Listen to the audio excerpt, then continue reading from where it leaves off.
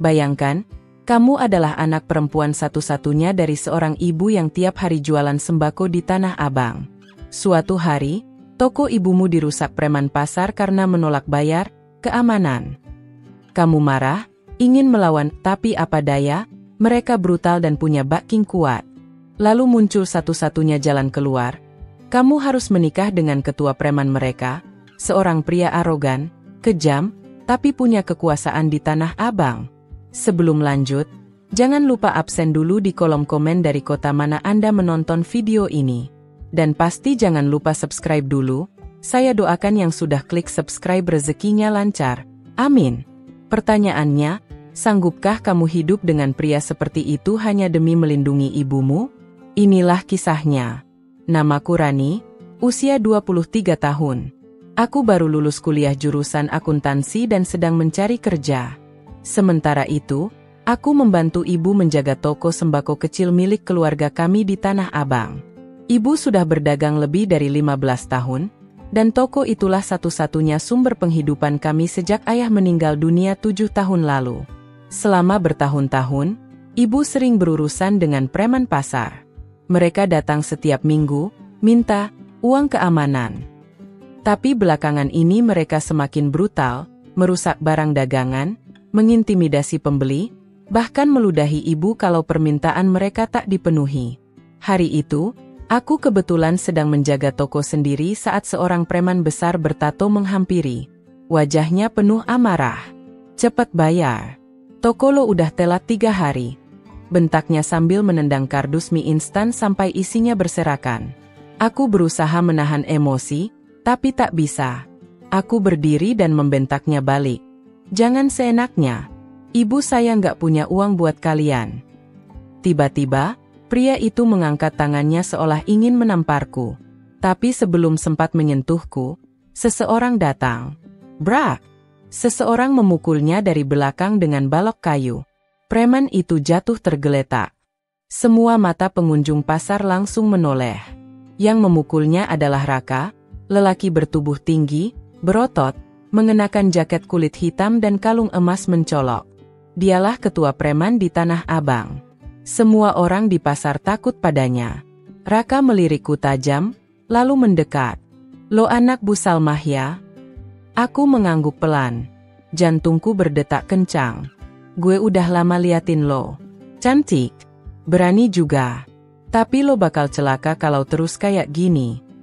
Dia mendekat lebih dekat lagi, suaranya pelan tapi menusuk.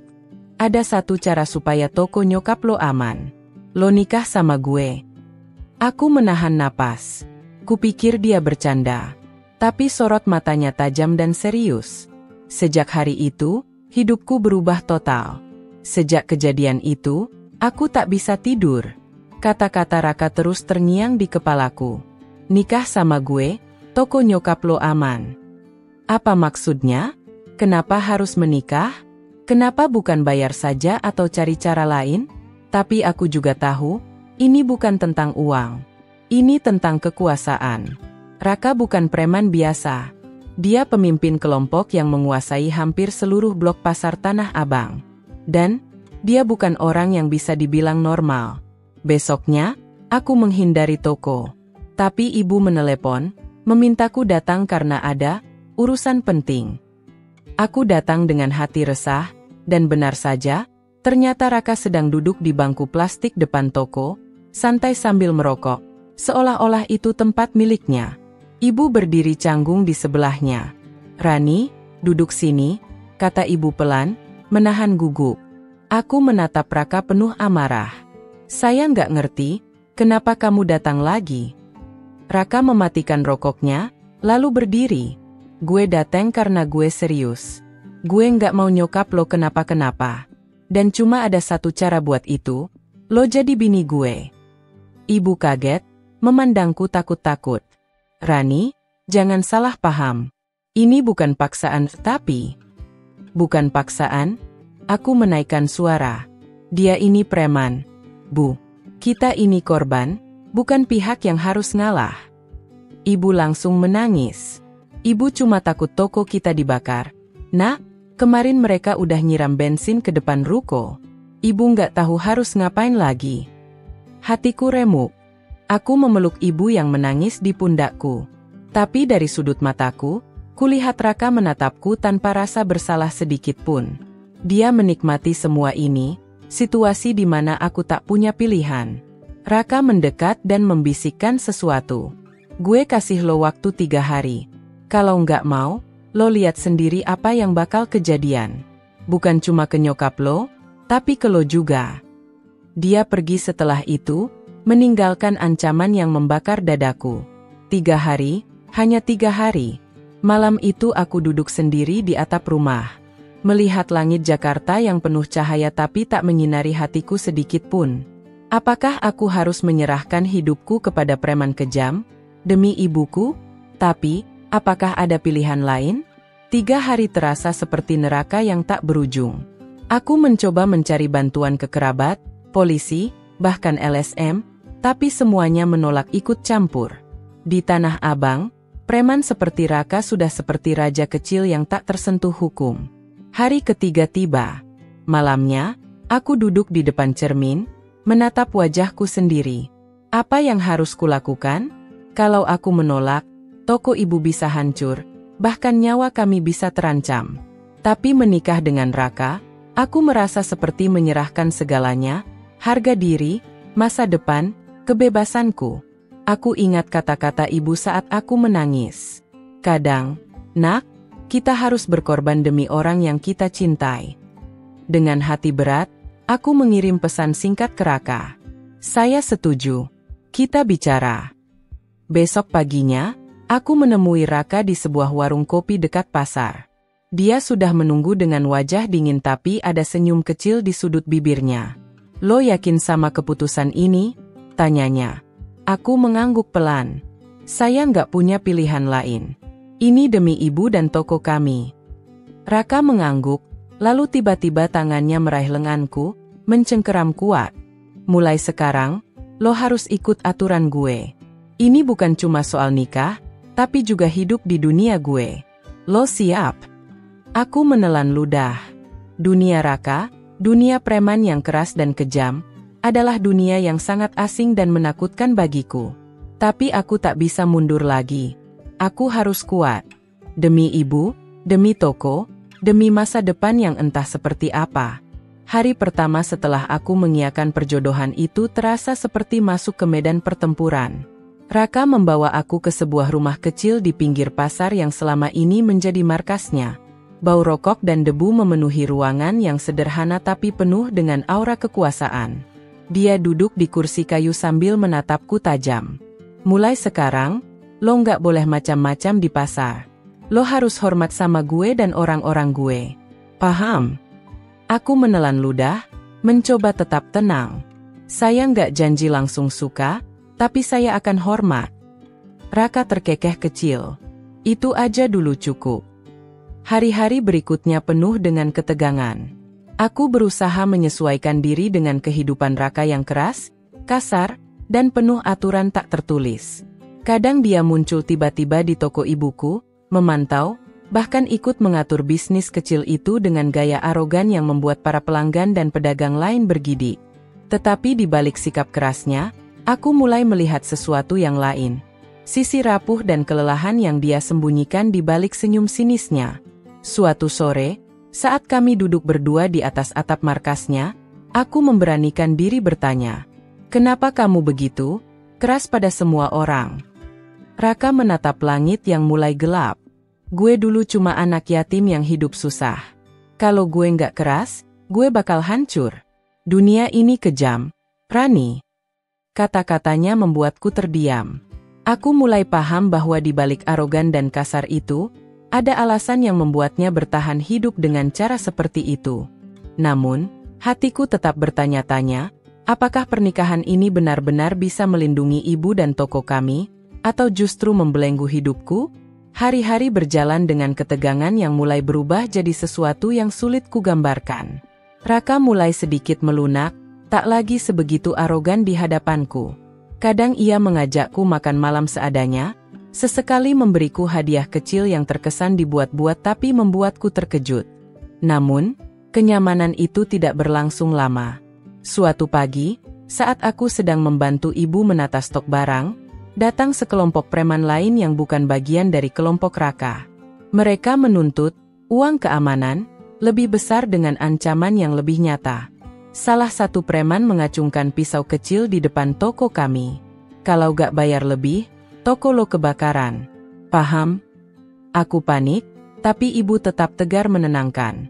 Tanpa aku sadari, Raka datang dengan sekelompok anak buahnya.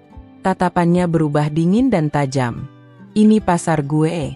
Kalau kalian punya masalah, bawa ke gue dulu. Gue gak mau ada ribut-ribut yang ganggu usaha orang lain. Situasi pun memanas. Raka berdiri di depan toko, menantang preman lain dengan sikap penuh kekuasaan.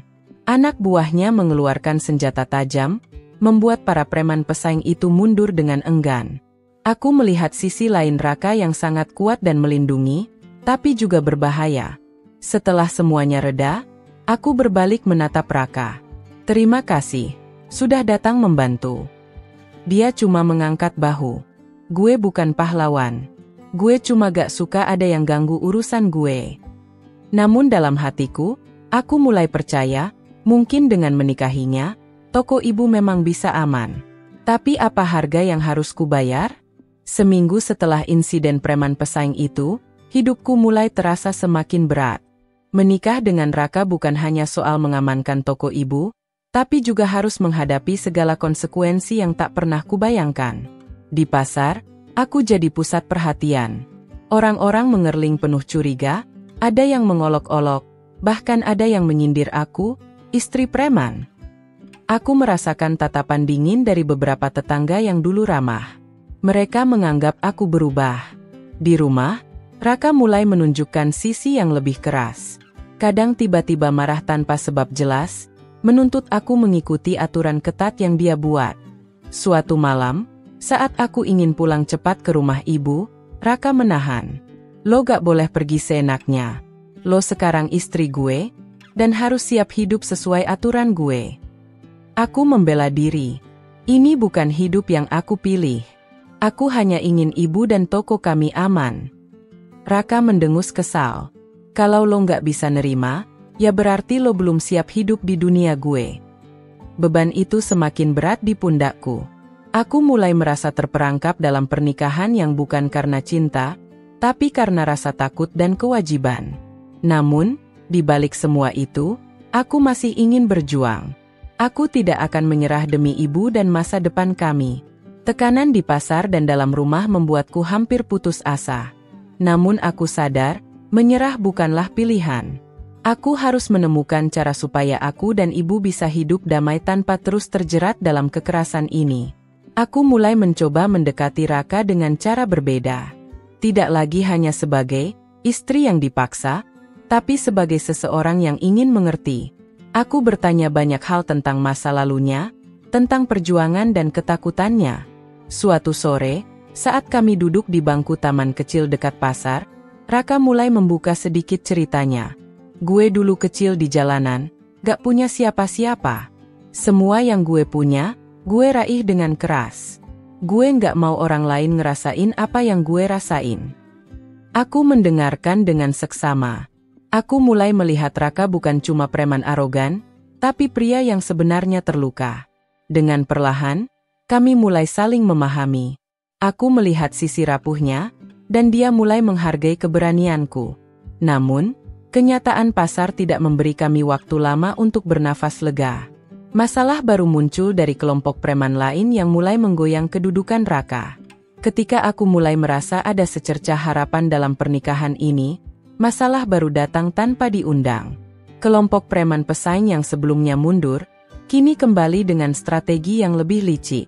Mereka mulai mengganggu para pelanggan toko ibu dengan cara yang lebih halus tapi efektif, menyebar fitnah, mengintimidasi pembeli, dan mengatur harga sembako di pasar supaya toko kami jadi tidak kompetitif. Raka tahu betul ini bukan sekadar urusan bisnis kecil, tapi upaya untuk menggulingkan kekuasaannya di pasar. Suatu malam, dia mengajak aku dan beberapa anak buahnya berkumpul di markas. Kita harus tunjukkan siapa yang pegang kendali di sini. Kalau mereka mau perang, Kita harus siap, katanya dengan suara berat. Aku merasakan ketegangan yang luar biasa. Aku sadar, aku bukan cuma istri preman, tapi bagian dari dunia yang penuh kekerasan dan konflik. Namun di balik itu semua, aku juga mulai melihat sisi Raka yang tidak hanya arogan tapi juga sangat protektif. Dia tak akan membiarkan siapapun mencederai keluarganya, termasuk aku dan ibu. Pertarungan ini belum selesai. Aku tahu, untuk menjaga toko ibu dan melindungi keluargaku, aku harus terus bertahan dalam dunia gelap ini, entah sampai kapan. Pertarungan antara kelompok Raka dan preman pesaing semakin sengit. Namun di tengah badai itu, aku menemukan sesuatu yang tak pernah kukira. Rasa hormat dan perlindungan dari Raka yang sebenarnya. Suatu malam, saat kami duduk berdua di atap markasnya, dia memegang tanganku dengan lembut. "Rani, gue tahu ini semua berat buat lo. Gue juga nggak jago nunjukin perasaan. Tapi gue serius sama lo." Aku menatap matanya yang selama ini terlihat keras tapi kini penuh ketulusan. Aku juga gak pernah nyangka bisa begini. Tapi aku mau coba, demi kita dan ibu. Seiring waktu, aku mulai menerima dunia Raka. Pernikahan kami yang awalnya dipenuhi ketegangan dan paksaan, perlahan berubah jadi sebuah ikatan yang penuh pengertian. Toko ibu aman, dan para preman pasar mulai menghormati kami. Aku belajar bertahan, belajar memahami kekuatan dan kelemahan Raka, dan kami tumbuh bersama dalam dunia yang sulit. Aku bukan cuma istri preman pasar lagi, tapi seorang wanita yang kuat dan berani berdiri di samping pria yang dulu kurasa hanya ancaman. Kisah kami bukan tentang cinta yang indah tanpa luka, tapi tentang keberanian bertahan, pengorbanan, dan harapan di tengah kerasnya hidup. Perjalanan yang kulewati bersama Raka adalah sebuah babak kehidupan yang penuh liku dan pelajaran. Awalnya, aku menganggapnya sebagai sosok yang kejam dan arogan. Seorang preman pasar yang cuma tahu menindas dan menakut-nakuti. Aku datang dengan kebencian dan ketakutan, dan aku yakin pernikahan ini hanyalah jebakan takdir yang merenggut kebebasanku. Namun, waktu dan kenyataan mengajarkan aku sesuatu yang jauh lebih kompleks dari itu. Dunia Raka bukanlah sekadar kekerasan dan intimidasi, tapi juga perjuangan bertahan hidup dalam kerasnya kota besar. Di balik sosoknya yang garang, aku melihat seorang pria yang terluka, yang pernah kehilangan segalanya, yang membangun kerajaannya bukan hanya dengan kekuatan, tapi juga dengan keteguhan hati. Aku sendiri bukan lagi gadis yang dulu penuh idealisme dan mimpi besar. Aku menjadi perempuan yang belajar menyesuaikan diri, memahami batas-batas kekuasaan yang tak tertulis, dan menghadapi kenyataan pahit bahwa terkadang, pengorbanan adalah jalan satu-satunya demi melindungi orang yang kita cintai. Pernikahan kami, meski dimulai dengan paksaan dan ancaman, lambat laun bertransformasi menjadi sebuah ikatan yang didasari oleh rasa hormat dan perlindungan. Kami bukan pasangan yang romantis dalam arti biasa, tapi kami adalah mitra dalam sebuah perjuangan berat melawan dunia yang tak pernah ramah. Aku belajar bagaimana menjadi kuat dalam keheningan, bagaimana berdiri tegak meskipun tubuh dan jiwa lelah, dan bagaimana mencari cahaya dalam gelap yang menyelimuti hidup kami. Sementara Raka pun belajar membuka pintu hatinya yang selama ini tertutup oleh luka masa lalu dan dinding keangkuhan. Kini, toko ibu yang dulu sering diancam para preman menjadi simbol kecil dari keberanian dan ketahanan kami. Ia bukan sekadar tempat berjualan sembako, tapi benteng terakhir yang kami jaga dengan segala daya. Di dalamnya tersimpan cerita kami, cerita tentang pengorbanan, tentang kehilangan dan harapan, tentang cinta yang tumbuh dari abu dan duka.